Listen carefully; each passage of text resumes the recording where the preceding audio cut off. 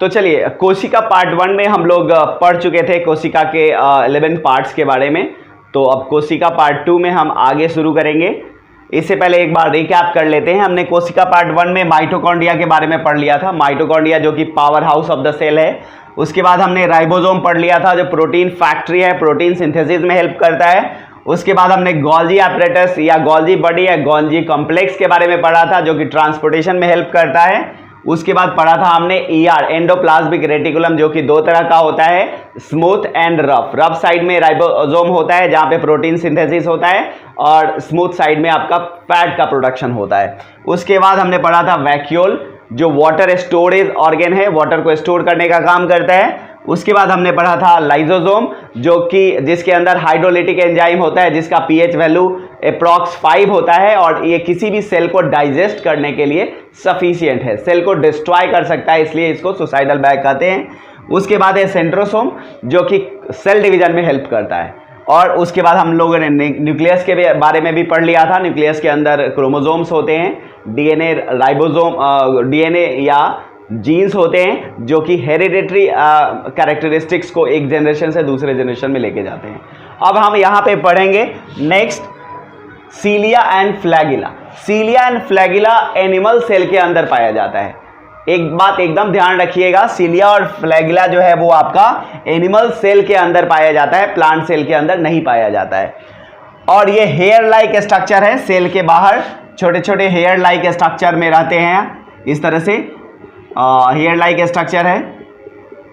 और फ्लैगिला क्या होता है, इसी में जब बड़े हेयर्स होते हैं, इस तरह से बड़े हेयर्स होते हैं, तो ये हमारा फ्लैगिला हो जाएगा। ठीक है, बड़े हेयर्स लाइक स्ट्रक्चर को हम लोग फ्लैगिला बोलेंगे, और जो छोटे छोटे हैं ये है हमारा सीलिया, ये है हमारा सीलिया, और जब बड़े हैं तो इसको हम लोग बोलते हैं फ्लैगिला। बड़े हेयर लाइक स्ट्रक्चर को फ्लैगिला। फ्लैगिला क्या होता है, साइज में बड़ा होता है, साइज में बड़ा होता है सीलिया से, और ये हेल्प क्या करता है, मूवमेंट में हेल्प करता है, लोकोमोशन में या फीडिंग में हेल्प करता है, खाना को कैच करने में या फिर एक जगह से दूसरी जगह जाने में सेल को हेल्प करता है। उसके बाद नेक्स्ट है हमारा प्लास्टिड। प्लास्टिड जिसको हिंदी में लवक कहते हैं, ये प्लांट सेल में ही पाया जाता है, ये सिर्फ प्लांट सेल में पाया जाता है, एनिमल सेल में नहीं पाया जाता है। और ये प्लांट सेल के अंदर सबसे बड़ा सेल ऑर्गेनेल्स है। न्यूक्लियस एनिमल के अंदर सबसे बड़ा सेल ऑर्गेनेल्स होता है, और प्लांट सेल के अंदर सबसे बड़ा ऑर्गेनेल्स है आपका प्लास्टिड। प्लास्टिड 3 तरह का होता है, क्लोरोप्लास्ट, ल्यूकोप्लास्ट और क्रोमोप्लास्ट। क्लोरोप्लास्ट इसको हिंदी में हरित लवक भी कहते हैं, और ये लीव्स और स्टेम, लीव्स ग्रीन कलर के होते हैं, कई प्लांट के स्टेम भी ग्रीन होते हैं, तो उसके अंदर क्लोरोप्लास्ट पाया जाता है। और इसका काम क्या है, ये फोटोसिंथेसिस में हेल्प करता है, मतलब फूड सिंथेसिस में हेल्प करता है। फोटोसिंथेसिस क्लोरोफिल के कारण होता है प्लांट के अंदर, तो ये जो क्लोरोप्लास्ट है हमारा वो फूड सिंथेसिस या फोटोसिंथेसिस में हेल्प करता है। दूसरा है ल्यूकोप्लास्ट, अवर्णित लवक इसको कहते हैं, और ये रूट में पाया जाता है जनरली, और ये क्या काम करता है, फूड को स्टोर करने का काम करता है। फूड का स्टोरेज किसके द्वारा किया जाता है, ल्यूकोप्लास्ट को। उसके बाद है तीसरा है हमारा क्रोमोप्लास्ट, वर्णित लवक इसको कहते हैं, और ये क्या करता है, give colour to the different parts of the plant. Plant के जो डिफरेंट पार्ट्स है उनको कलर देता है। जैसे कई सारे रूट ऐसे हैं जो फूड को स्टोर कर लेते हैं, तो ल्यूकोप्लास्ट क्या करता है, फूड को स्टोर करने का काम करता है, और उस फूड को कलर कौन देता है, तो क्लोरोप्लास्ट। ये क्रोमोप्लास्ट जो है वो उसको कलर देता है। जैसे कैरेट है, गाजर आपका लाल कलर का होता है, किसके कारण, कैरोटीन के कारण, उसके अंदर कैरोटीन होता है जिसके कारण। उसके बाद है बीट रूट आपका बेटानिन के कारण, बीट रूट का कलर जो होता है वो बेटानिन के कारण होता है। टोमेटो में जो कलर होता है वो लाइकोपेन के कारण होता है, और किसी भी फ्रूट्स या वेजिटेबल में जो येलो कलर होता है वो आपको ज़ैंथोफिल के कारण होता है। तो ये है हमारा क्रोमोप्लास्ट, क्या करता है, डिफरेंट कलर प्रोवाइड करता है डिफरेंट फ्रूट्स एंड। चलिए अब अगला हम लोग करते हैं क्रोमोसोम, जिसको हिंदी में गुणसूत्र भी कहते हैं, और क्रोमोसोम न्यूक्लियस के अंदर पाया जाता है। क्रोमोसोम न्यूक्लियस के अंदर पाया जाता है, और क्रोमोसोम डीएनए से मिलकर बनता है। आरएनए, जीन्स, ये सारे न्यूक्लियस में पाए जाते हैं, और ये जीन भी है जो न्यूक्लियस डीएनए का ही पार्ट है। तो जीन क्रोमोजोम, न्यूक्लियस, आरएनए, इन सब के बारे में हम एक अलग वीडियो में पूरे डिटेल में पढ़ेंगे। फिलहाल इतना ही कि डीएनए से हमारा क्रोमोजोम बनता है। ह्यूमन के अंदर 46 क्रोमोजोम पाए जाते हैं, इसका मतलब है 23 पेयर्स। 23 पेयर्स, इसका मतलब है 46 क्रोमोजोम ह्यूमन के अंदर पाए जाते हैं। मेल के अंदर 44 + 2, और ये 2 में एक्स और वाई होता है। फीमेल के अंदर भी 44 + 2, जिसमें कि सिर्फ एक्स एक्स होता है। मतलब मेल के अंदर एक्स और वाई, 2 क्रोमोजोम जो है उसमें एक्स और वाई, और फीमेल में सिर्फ एक्स एंड एक्स, और ये मिला के टोटल हो गया आपका 46।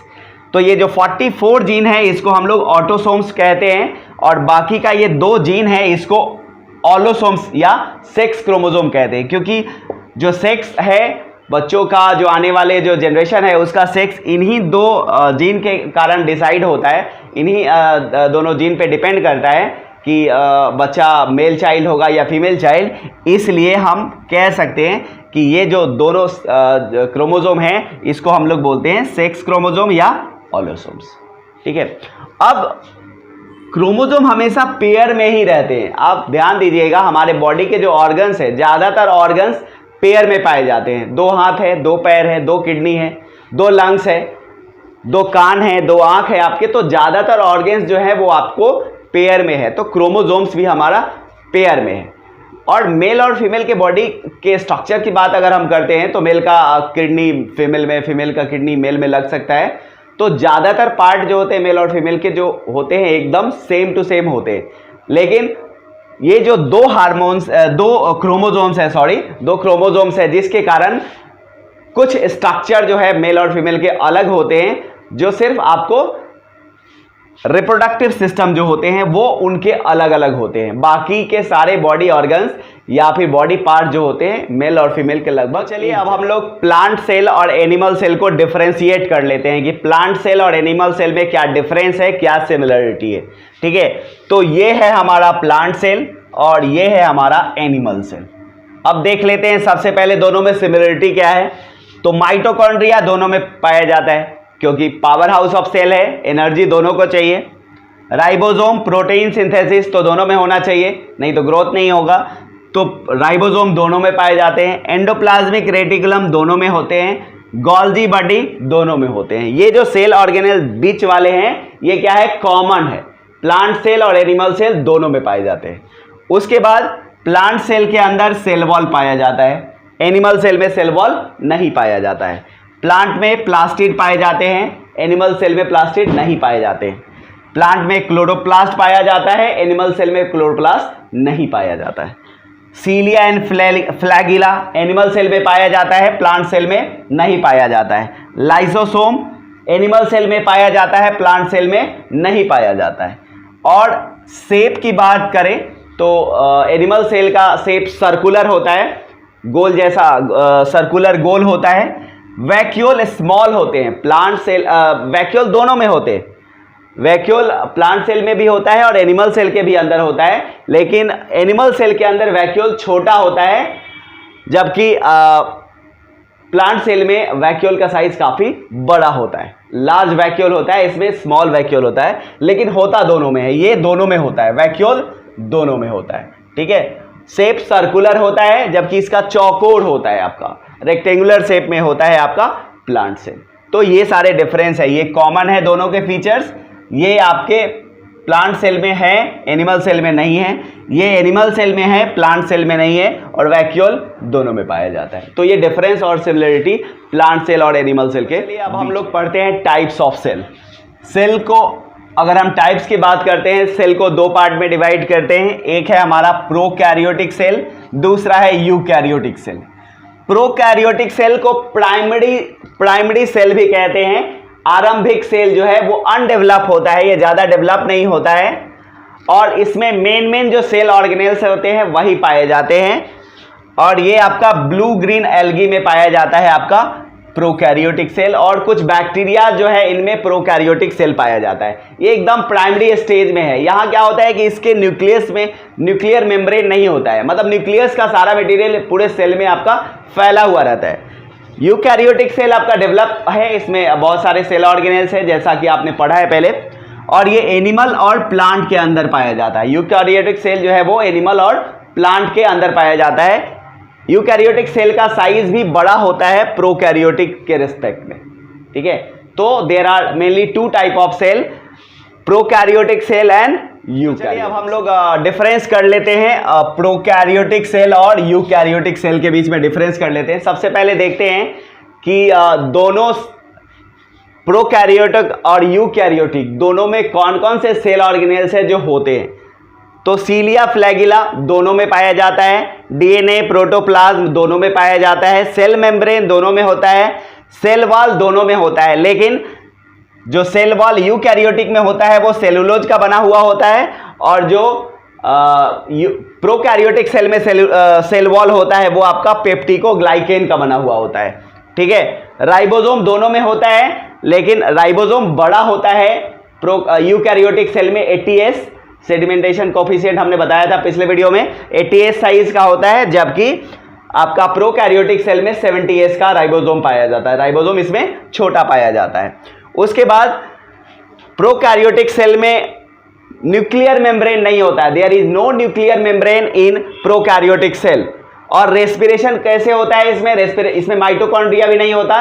रेस्पिरेशन प्रोटोप्लाज्म के थ्रू ही रेस्पिरेशन आपको प्रोकैरियोटिक सेल के अंदर होता है, ठीक है। जबकि यूकैरियोटिक सेल में न्यूक्लियस में न्यूक्लियर मेम्ब्रेन होता है, और रेस्पिरेशन थ्रू माइटोकॉन्ड्रिया, रेस्पिरेशन के लिए माइटोकॉन्ड्रिया एक अलग से सेल ऑर्गेनेल्स है, ठीक है। उसके बाद गोल्जी बॉडी, सेंट्रोसोम, लाइसोसोम, ये सारे जो सेल ऑर्गेनेल्स है वो आपको यूकैरियोटिक सेल में पाए जाते हैं, जबकि प्रोकैरियोटिक में सेल में ये सारे सेल ऑर्गेनेल्स नहीं पाए जाते। मतलब प्रोकैरियोटिक में मेन कुछ सेल ऑर्गेनेल्स है जो पाए जाते हैं जिससे उनका काम चल जाए, बाकी सेल ऑर्गेनेल्स सिर्फ आपको यूकैरियोटिक में पाया जाता है, प्रोकैरियोटिक में पाया नहीं जाता है। इसलिए बोला जाता है कि ये आपका आरंभिक कोशिका है, जबकि ये आपका पूरा डेवलप है, ठीक है। ह्यूमन के अंदर, एनिमल्स के अंदर जो सेल पाए जाते हैं वो यूकैरियोटिक पाए जाते हैं, और जो बैक्टीरिया या ब्लू ग्रीन एल्गी है उसके अंदर प्रोकैरियोटिक सेल पाया जाता है, ठीक है।